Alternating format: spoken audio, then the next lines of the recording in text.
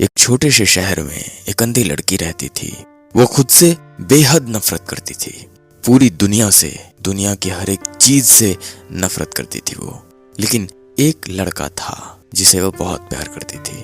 वो लड़का भी उसे हद से ज्यादा चाहता था। जैसी भी थी वो, बिल्कुल उसी रूप में। सुख के साथी तो सभी होते हैं, पर उस लड़की के हर दुख में वो लड़का साथ खड़ा रहता था।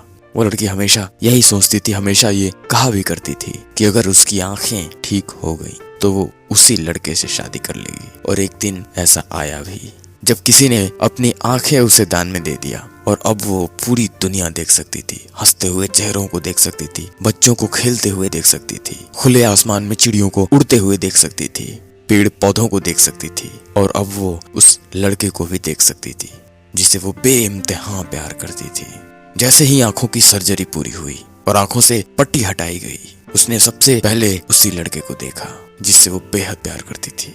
उस लड़के ने कहा, अब तो तुम पूरी दुनिया को देख सकती हो, क्या तुम मुझसे शादी करोगी? लेकिन लड़की ने आंखें खोली तो उसने देखा कि वो लड़का भी अंधा है, और उसने शादी करने से साफ इनकार कर दिया। वो लड़का बिल्कुल बिखर सा गया और वहां से चुपचाप उठ के धीरे धीरे चला गया। एक हफ्ते के बाद लड़की को उसी लड़के की एक चिट्ठी मिली।